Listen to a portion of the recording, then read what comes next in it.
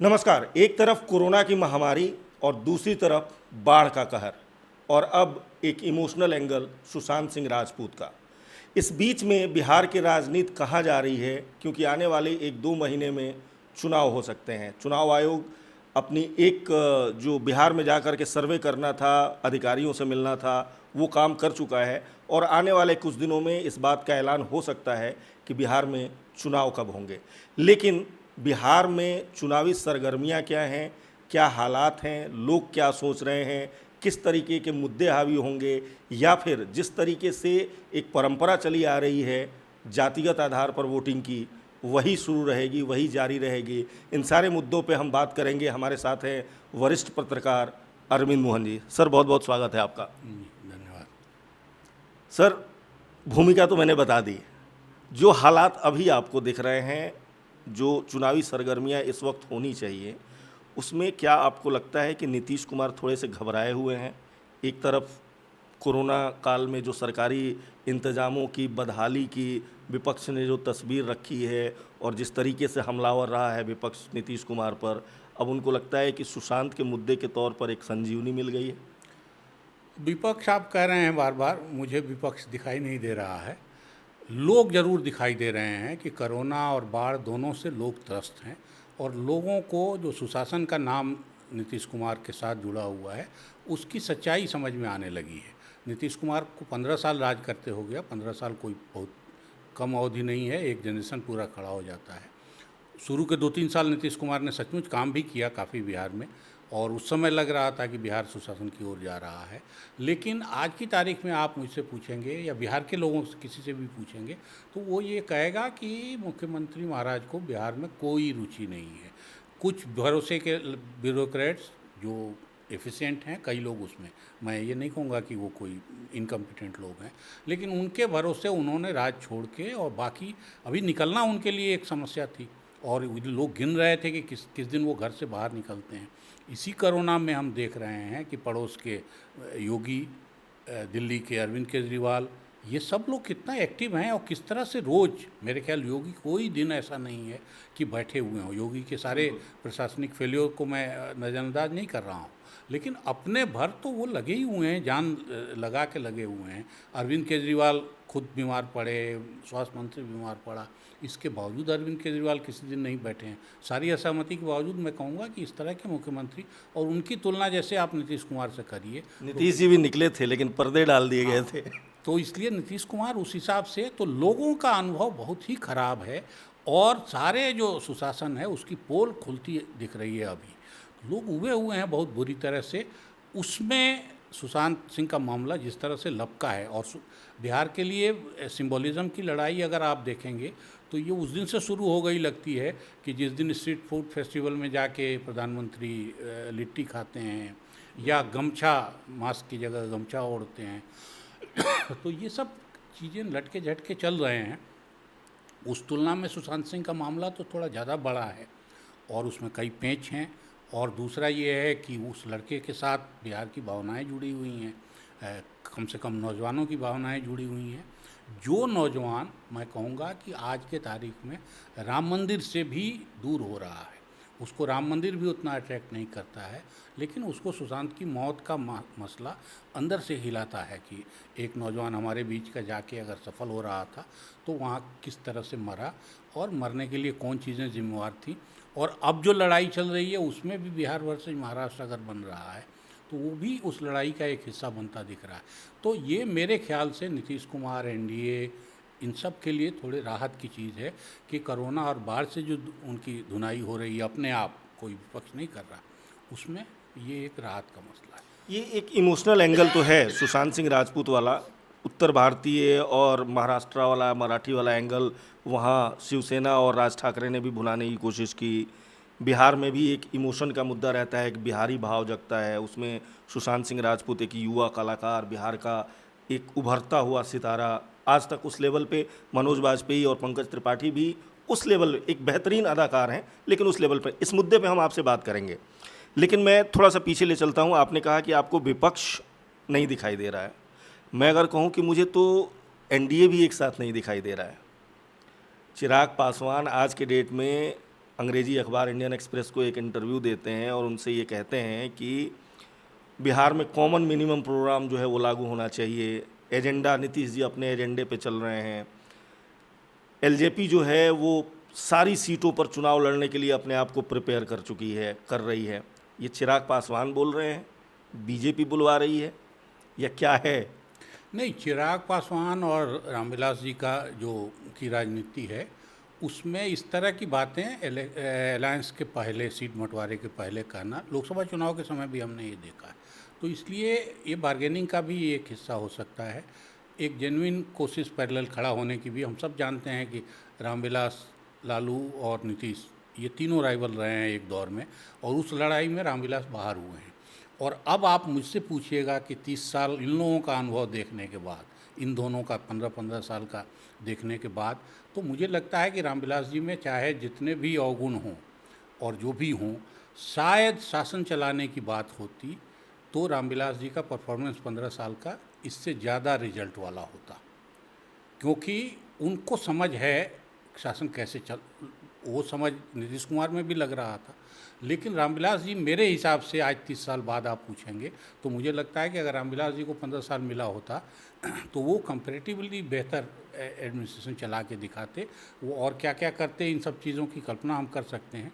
लेकिन अगर शासन ही की बात है तो मुझे लगता है इन तीनों पोटेंशियल अगर कैंडिडेट्स में, तो एक वो भी अभी अंदर हो सकता है कि एलजेपी के अंदर वो चीज़ पड़ी हो कि हम फिर दलित, मुसलमान और ये अलायंस बनाएंगे और फिर कुछ क्रिमिनल्स की मदद लेंगे, कुछ पैसे का इस्तेमाल करेंगे। लेकिन अभी जो चिराग कर रहे हैं, चिराग ने इसके पहले ऐसा कुछ भी बिहार में नहीं किया है जिससे वो पूरे बिहार में लड़ने की उनकी कोई हैसियत हो या कोई ताकत हो। जो भी उनके रामविलास जी के बनाए लोग हैं, वो लोग भी उनके अंधा परिवार, उनका परिवारवाद तो शायद सबसे ज़्यादा है, तो उसमें बाकी जितने भी लोग थे वो सब निकल गए। बल्कि वो अनिल यादव, ये साधु जो उनका दामाद है, वो तो बागी होकर लड़ा और फिर उस चक्कर में वो बेबी का टिकट कटा और फिर वो बागी होकर जीत गई। तो परिवारवाद तो उनसे ज़्यादा किसी ने नहीं किया। तो इस चक्कर में जो भी उनके भरोसे के लोग थे वो सब लोग टूट के बाहर हो चुके हैं। तो अब आज के तारीख में चिराग अगर ये बोल दें ठीक चुनाव के पहले कि हम पूरे राज्य में लड़ना चाहते हैं, तो मुझे उसकी कोई दूर दूर तक संभावना नहीं दिखाई देती। उल्टा बीजेपी ज़रूर तैयारी ये करती रही है कि हर सीट पे उसके लोग हों, हर बूथ पे उसके लोग हों। अमित शाह ने भी जो पहली अपनी रैली की वर्चुअल, उस रैली में हर बूथ पे लोग पहुंचे हुए थे, हर बूथ पे टीवी था, हर बूथ पे उनका संदेश गया। तो तैयारी बीजेपी ने की है। तो नीतीश कुमार और इसमें अगर कोई खटपट दिखे तब तो एक चिंता की बात है। अभी तक ऐसा कुछ भी नहीं दिख रहा है। और मेरे ख्याल से अमित शाह अगर कहेंगे, नरेंद्र मोदी कह रहे हैं कि हम साथ लड़ेंगे, तो ये भरोसा करना चाहिए कि ये अलायंस स्मूथली बन जाएगा, सीटों का बंटवारा इशू नहीं होगा। अगर एलजेपी को थोड़ी बहुत नाराज़गी होगी तो कुछ देर लेके उसको सुलझाया जा सकता है। इतनी नाराज़गी अगर होती है कि वो बाहर चले जाएं, तो फिर पॉलिटिक्स में नए तरह की गुंजाइश बनती दिखेगी। अभी आज के तारीख में एनडीए में मेरे ख्याल से तो कुछ नहीं। हाँ, कहने के लिए तो बीजेपी जो है वो ये कह रही है कि नीतीश कुमार ही उसका चेहरा होंगे, उधर कांग्रेस भी कह रही है कि वो आरजेडी के साथ रहेगी। लेकिन बीजेपी के अंदर खाने की जो तैयारियां रही हैं या जैसे हैं आपने बताया, सुशील कुमार मोदी कहते हैं कि आज की डेट में अस्पतालों की बात जब आती है तो सुशील कुमार मोदी कहते हैं कि लालू यादव ने अपना मंत्रिमंडल बड़ा रखा, अगर उस समय वो अस्पताल बनवाते तो। इस तरह की बातें आज 15 साल से आप सत्ता में हैं और आज आप कर रहे हैं, क्या ये जनता पे कुछ नेगेटिव इफेक्ट नहीं डालेगा? देखिए, बीजेपी की तैयारी मैंने आपको कही, बीजेपी के पास सबसे ज़्यादा बड़ी दिक्कत आज की तारीख में ये हो गई है कि एक भी नेता नहीं है।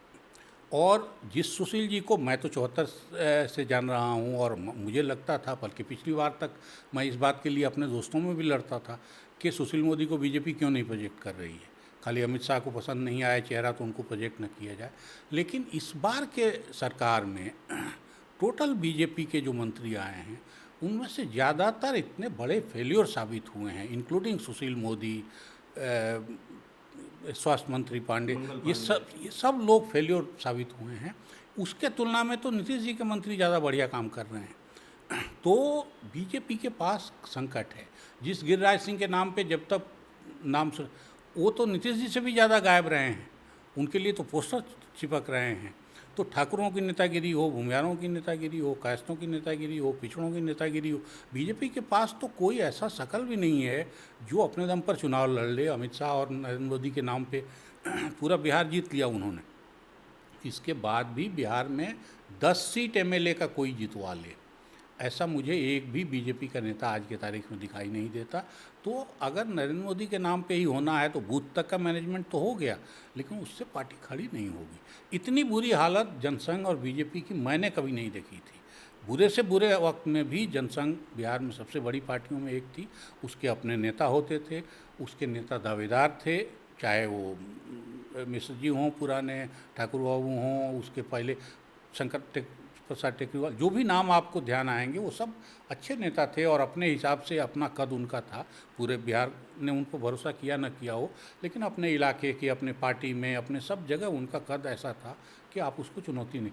आज के तारीख में बीजेपी के पास ऐसा एक भी नेता नहीं है, सेंटर में भी कोई नहीं दिखाई दे रहा है और स्टेट में भी नहीं दिखाई दे रहा। हम आपने बात की ठाकुरों और भूमिहारों की, इस मुद्दे पे हम बात करेंगे। सुशांत सिंह राजपूत को लेकर के क्या नीतीश कुमार ने ये रणनीति बनाई है कि ये वोट बैंक जो लगभग 4.5-5% होता है, ये कहीं नीतीश कुमार अपने पाले में ले पाएँ। लेकिन उससे पहले मैं आपसे ये बात करना चाहूँगा सर कि पप्पू यादव इस चुनाव से पहले या पिछले चुनाव के बाद, खास करके पटना बाढ़ के बाद, जिस तरीके से पप्पू यादव अपनी राजनीति करते हुए दिख रहे हैं, जनता के लिए काम करते हुए दिख रहे हैं, पप्पू यादव में कितनी संभावनाएं आप देखते हैं? और दूसरा उधर जो जीतन राम मांझी, जो अति महत्वाकांक्षी मैं कह सकता हूं उनको, इन दोनों, क्योंकि ये दोनों विपक्ष के ही पाले में जाएं, विपक्ष या आरजेडी के पाले में ही जाएंगे, आने वाले समय में भी एनडीए के पाले में मुझे जाते हुए नहीं दिख रहे हैं। लेकिन ये दोनों भी अलग अलग राजनीति करते हुए इस वक्त दिख रहे हैं, कोई भी आरजेडी के साथ खड़ा हुआ नहीं दिख रहा है। पप्पू यादव भी अगर बात करते हैं तो नीतीश और तेजस्वी दोनों को क्रिटिसाइज करते हुए दिखते हैं। जीतन राम मांझी भी ऑलमोस्ट वही बातें करते हैं। इन दोनों की क्या संभावनाएं हैं? क्या कुछ आगे हो सकता है? महागठबंधन क्या फिर बनेगा? ये लोग रहेंगे या फिर अपना वही बार्गेनिंग वाला ही इनका हिसाब रहेगा? पप्पू यादव की पॉलिटिक्स तो मुझे नहीं लगता है कि महागठबंधन की तरफ जाती हुई दिख रही है। पप्पू यादव का एम्बिशन बहुत ज़्यादा है और जो भी कुछ वो कर रहे हैं, काम तो काफ़ी कर रहे हैं, सबसे ज़्यादा सक्रिय नेताओं में वही है। लेकिन मुझे लगता है कि वो एक किस्म का इन्वेस्टमेंट कर रहे हैं जिसकी फसल वो चुनाव के वक्त काटेंगे। पिछली दफ़े भी उन्होंने ये नाटक किया, हर जगह कैंडिडेट दे दिए, कैंडिडेट से पैसा लिया, फिर ये भी चर्चा थी कि और कहीं से पैसा ले रहे हैं और हेलीकॉप्टर लेके घूम रहे हैं। अब क्या उनकी हैसियत रही है उसमें, हेलीकॉप्टर का रोज़ का खर्चा कहाँ से जुटा रहे हैं? सब पार्टियाँ जुटा रही हैं तो वो कह सकते हैं कि उनको भी चंदा मिला, लेकिन ऐसी पार्टियों को कौन चंदा देता है अगर बार्गेनिंग न करे तो ये क्या खेल होगा पप्पू यादव का, उस बारे में तो कहना मुश्किल है। लेकिन काम उन्होंने लगातार पिछले बार से अब तक सक्रिय रहे हैं। अकेले लेकिन किया है, अकेले अकेले अकेले मैं बार बार वही कहूँगा, 243 सीटें जो हैं, मतलब अकेले पप्पू यादव जो भी काम होता हुआ है दिख रहे हैं। पप्पू यादव की टीम नहीं दिख रही है, पप्पू यादव के साथ कोई और नेता किसी जिले में, किसी उसमें नहीं दिखता। 242-43 सीटों के कैंडिडेट, उतना नाम उनको नहीं याद होगा, तो इसलिए वो मुश्किल आने वाली है। और वो मुख्य ताकत उनकी फिर वही रहेगी कि दूसरी पार्टियों से जो नाराज़ होंगे, जिनको टिकट नहीं मिलेगा उसको देंगे, कहीं किसी जाति का गणित लगा के किसी को टिकट देंगे, कहीं पैसे वाले को टिकट दे के कुछ पैसा ले, और इससे पॉलिटिक्स अल्टरनेट नहीं खड़ा होता कम से कम। तो अल्टरनेट के लिए आपको एक्टिव तो रहना है ज़रूर, हर सवाल पे खड़ा होना है, लेकिन टीम भी बननी चाहिए, आइडियोलॉजिकल पोजीशन भी क्लियर होना चाहिए, एक तरह का आपका रिकॉर्ड भी क्लियर होना चाहिए। बल्कि मैं तो कहूँगा कि बिहार की पॉलिटिक्स आज के तारीख में जो नए बच्चे कई आए हैं, पोस्टर वाले ही बच्चे हैं, उन्होंने ये उम्मीद जगाई है कि अब जाति धर्म से ऊपर उठिए और बिहार को विकास के रास्ते पे ले जाना है। क्योंकि 30 साल का पिछड़ा राज भी बिहार ने देख लिया, क्योंकि अंदर एक गुबार एक था कि अगड़ों ने बिहार को बहुत नाश किया है। तो 30 साल में तो 2 जनरेशन खड़ी हो गई, जिनकी पढ़ाई लिखाई, जिनका लॉ एंड ऑर्डर, जिनका इकोनॉमिक डेवलप, सब कुछ उन्होंने देख लिया कि बिहार में ये पिछड़ा शासन कितना उनको कर सकता है। अगला शासन ने अगर ख़राब किया तो पिछड़ों ने उसको बिगाड़ा है कि बनाया है। तो अब सचमुच धर्म और जाति की पॉलिटिक्स से ऊपर उठने का वक्त आ गया है। और अगर नीतीश कुमार फेल हो रहे हैं या हुए हैं, अगर लालू यादव पिछड़ेपन का निशानी बन गए हैं, पिछड़ा स्वाभिमान का वो प्रतीक थे और पिछड़ेपन की निशानी बन गए हैं कि उनकी शक्ल आगे करके, उनके बेटे की शक्ल आगे करके महागठबंधन नहीं लड़ना चाहता, आज मुख्य मुद्दा वही है। तो अगड़ा पिछड़ा की पॉलिटिक्स, हिंदू मुसलमान की पॉलिटिक्स से बिहार ऊब रहा है और बिहार हर दफ़े नया रास्ता दिखाता है। तो मतलब आप कह रहे हैं कि तेजस्वी और चिराग पासवान के अलावे जो एक युवा चेहरा उभर के इस चुनाव के लिए आ रहा है, पुष्पम प्रिया, वो कुछ कर पाएंगी? कर पाएंगे विकास नहीं, की बात लेकिन तो वही कर उनके रहे हैं। प्रति उत्सुकता जिस किस्म की है, पिछले चुनाव में भी एक लड़का ऐसा आया था जो कुछ एनजीओ से उसने काम किया था, और तो उसके प्रति जिस किस्म की उत्सुकता लोगों में जग रही है, वो ये उत्सुकता बताती है कि लोग जाति धर्म से ऊपर उठना चाहते हैं। और ऐसे बुरे अनुभव के बाद अगर न उठे, और ख़ास तौर से बिहार का वोटर न उठे, तो ये भी हैरानी की बात है। अब ये नीतीश कुमार में ये एलिमेंट था, नीतीश कुमार को सभी जाति धर्मों का वोट मिला, लेकिन रिजल्ट उन्होंने क्या दिया? लालू यादव ने पिछड़ा मूवमेंट मान लीजिए कंसोलिडेशन किया, उससे कम्युनलिज्म से भी लड़ने की कोशिश की, लेकिन कुल मिला के फिर उनका रिजल्ट, एंड रिजल्ट क्या दिया? तो इसलिए बिहार में आगे की पॉलिटिक्स के लिए गुंजाइश काफ़ी है। लेकिन अभी जो वक्त है, अभी जो चुनाव आता दिख रहा है, आ गया है सिर पे, उसमें ऐसा कोई अल्टरनेट बनता नहीं दिख रहा है। आगे गठबंधन कैसा बनेगा, उसके सवाल कैसे होंगे, या नीतीश कुमार सरकार के फेल्योर्स, 15 साल के फेल्योर्स का जवाब कोई आसान नहीं होता है, वो किस तरह से देते हैं। फिर बीजेपी के रिसोर्सेज का है, बीजेपी की तैयारी का है, इतना बढ़िया संगठन, इतनी तैयारी, इतने रिसोर्सेज, इनसे चुनाव जीता जा सकता है क्या? चलिए, महागठबंधन अगर लीड भी करता है तो क्या तेजस्वी को नेता के तौर पर स्वीकार करेगा महागठबंधन, मुख्यमंत्री के तौर पे? देखिए, जिस दिन तेजस्वी को महागठबंधन नेता बना देगा, उस दिन वो अपने पाँव पे एक तरह से कुल्हाड़ी मारेगा। उस दिन नीतीश कुमार को लीड हो जाएगा। नीतीश कुमार कितना भी फेल्योर हों, वो अभी भी लालू यादव और उनके परिवार के राज पे भारी पड़ते हैं। तो अगर, और तेजस्वी की कमाई अभी लालू यादव के बेटे से ज़्यादा कुछ भी नहीं है। उनकी कुल कमाई यही है कि वो लालू यादव के बेटे हैं। उन्होंने कुछ ऐसा करके अभी तक नहीं दिखाया, इस संकट में भी नहीं दिखाया है, उसके पहले भी नहीं दिखाया, थोड़े दिन मंत्री थे उसमें भी नहीं दिखाया। तो ये अगर करता है महागठबंधन, तो वो अपने पैर पे कुल्हाड़ी मारेगा। और ये जब चुनाव हो रहा था 2009 का, जिसमें 4 का, जिसमें नीतीश कुमार जीते, मई वाला चुनाव में त्रिशंकु विधानसभा बनी और अक्टूबर वाले चुनाव में जीते थे, उस वक्त भी ये गलती हुई थी। उस समय अगर लालू यादव ने ये कन्फ्यूजन रखा होता कि रामविलास जी को भी हम मौका दे सकते हैं, किसी दलित को दे सकते हैं, किसी मुसलमान को दे सकते हैं, हम भी बन सकते हैं, तो शायद नीतीश कुमार से बढ़िया लड़ते।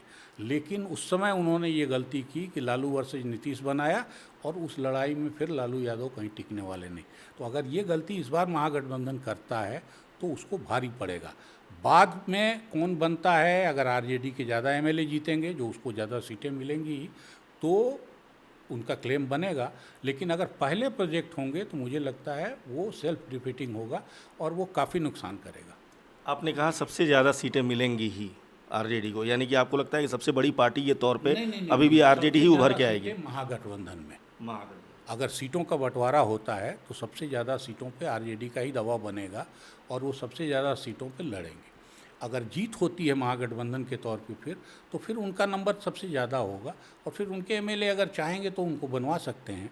लेकिन अगर ये रहा कि हम किसी दलित को भी अवसर दे सकते हैं, किसी मुसलमान को भी अवसर दे सकते हैं, किसी अगड़े को भी दे सकते हैं, कि अगर काबिल कोई अगड़ा आया तो हम उसको भी चांस देंगे, तेजस्वी भी बन सकते हैं। तो अगर इस किस्म का एक अस्पष्टता रही तो इन सारे ग्रुप्स के लोग होल्ड लगा के हो सकता है सपोर्ट करें। अगर ये क्लियर हो जाएगा कि ये पक्ष जीता तो अब तो इसी को बनाना है, तो फिर नीतीश कुमार के मुकाबले वो चेहरा कमज़ोर है। 3 बड़ी पार्टियां हैं अगर मोटे तौर पे देखा जाए बिहार में इस वक्त, बीजेपी है, जेडीयू है और आरजेडी है। नीतीश कुमार ने पिछला चुनाव आरजेडी के साथ लड़ा, इस चुनाव में वो फिर बीजेपी के साथ हैं। आएंगे बीजेपी के साथ लड़ेंगे चुनाव या नहीं लड़ेंगे, ये अलग बात है। पिछले चुनाव में जो बीजेपी आरजेडी का कैडर वोट था, उनका जो जातिगत समीकरण, माय समीकरण जो चलता है वो रहा। इस चुनाव में जो परेशानियां पिछले कुछ दिनों से नीतीश कुमार देख रहे हैं, सुशांत सिंह राजपूत पे फिर मैं लौटता हूं कि क्या वो 4.5-5% जो भूमिहार राजपूत वोट बैंक है, उसको निशाने पर रखकर या उसको ध्यान में रखकर सुशांत के मामले में एक तरीके से नीतीश कुमार ने ये पूरा एक तरीके से मतलब ये गेम खेला है, या सुशांत के मामले में 45 दिन बाद जो बिहार में एफआईआर हुई और बिहार सरकार जिस तरीके से सुशांत के मामले को लेकर के आगे बढ़ रही है, बिहारी लड़का था, लेकिन कहीं ना कहीं एक राजनीति भी दिख रही है उसके पीछे, वोट बैंक की भी राजनीति, जो मैं समझ पा रहा हूँ। आपको भी यही लगता है? देखिए, वोट बैंक की पॉलिटिक्स लेकिन खाली मेरे ख्याल से राजपूत वोट का नहीं है। राजपूत वोट के बारे में नीतीश कुमार या लालू यादव या मैं और आप सबको मालूम है कि राजपूतों का वोट बिहार में एक मुश्त कहीं नहीं जाता है। पिछले काफ़ी समय से राजपूत अपने बिरादरी के उम्मीदवारों के पक्ष में वोट देते हैं, चाहे वो लालू की तरफ से आए, नीतीश की तरफ से आए। मैंने इस चुनाव तक भी अभी तक भी ये हुआ है कि राजपूत वोट एक तरफ कैंडिडेट देख देख करके हाँ, बदलते वोट रहते हैं, यहाँ हाँ, कैंडिडेट बीजेपी का है तो राजपूत उधर उस तरह गए, का इस तरीके से। नहीं है।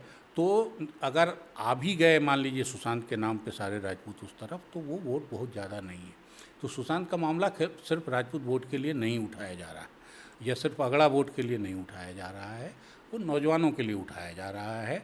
और बिहार में अब पूरी एक नई पीढ़ी आ चुकी है इस पिछड़ा राज के समय, जो मैं बार बार कह रहा हूँ कि जाति धर्म की पॉलिटिक्स से एक तरह से पक गए हैं।